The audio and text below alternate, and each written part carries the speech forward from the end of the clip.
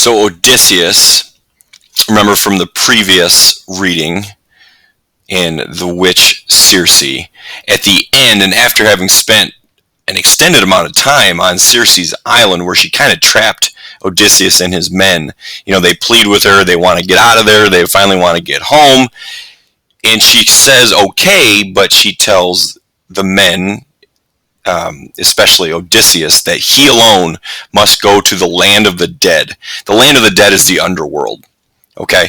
And he must go there and he must talk to this guy by the name of Tiresias, who is going to then give him some suggestions and some things that he must do in order for him to get back home to Ithaca to see his wife and his son, and to get his men back home as well. So that's where he's at now. He's following the directions of Circe, making his way back to the land of the dead again. That's like the underworld, where people in ancient Greek mythology often go once they've died. And there he needs to speak with this guy named Tiresias. Okay, here we go.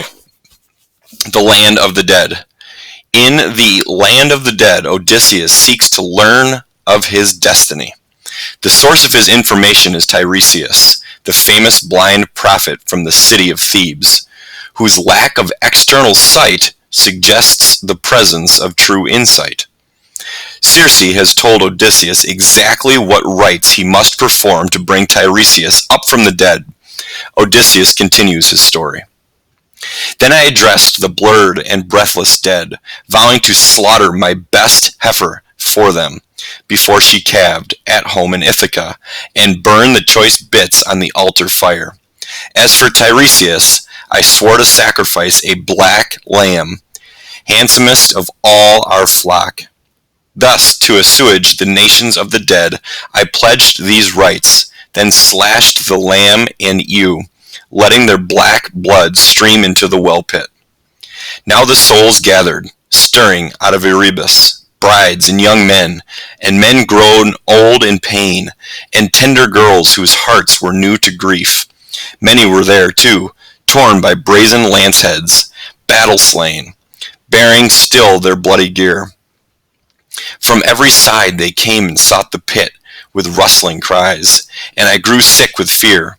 But presently I gave command to my officers to flay those sheep the bronze cut down, and make burnt offerings of flesh to the gods below, to sovereign Death, to pale Persephone. Meanwhile I crouched with my drawn sword to keep the surging phantoms from the bloody pit, till I should know the presence of Tiresias. Soon from the dark that prince of Thebes came forward bearing a golden staff, and he addressed me. Son of Laertes and the gods of old, Odysseus, master of landways and seaways, why leave the blazing sun, O man of woe, to see the cold dead in the joyless region? Stand clear, put up your sword, let me but taste of blood, I shall speak true. At this I stepped aside, and in the scabbard let my long sword ring home to the pommel silver. As he bent down to the somber blood, then spoke the prince of those with gift of speech. Great captain, a fair wind and the honey lights of home are all you seek, but anguish lies ahead. The God who thunders on the land prepares it, not to be shaken from your track, implacable, in rancor for the sun whose eye you blinded. One narrow strait may take you through the blows, denial of yourself, restraint of shipmates. When you make landfall on Thrinacia first, and quit the violent sea, dark on the land, you'll find the grazing herds of Helios, by whom all things are seen, all speeches known. Avoid those kind. Hold fast to your intent, and hard seafaring brings you all to Ithaca. But if you raid the beeves, I see destruction for ship and crew.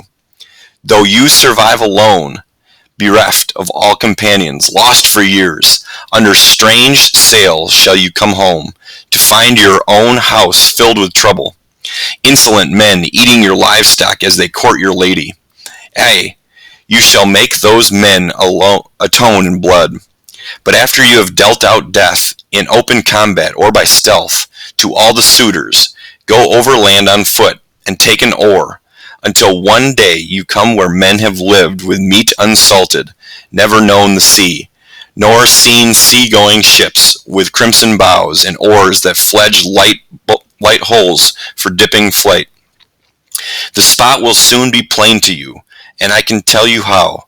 Some passer-by will say, "What winnowing fan is that upon your shoulder? Halt, and implant your smooth oar in the turf, and make fair sacrifice to Lord Poseidon. A ram, a bull, a great buck boar.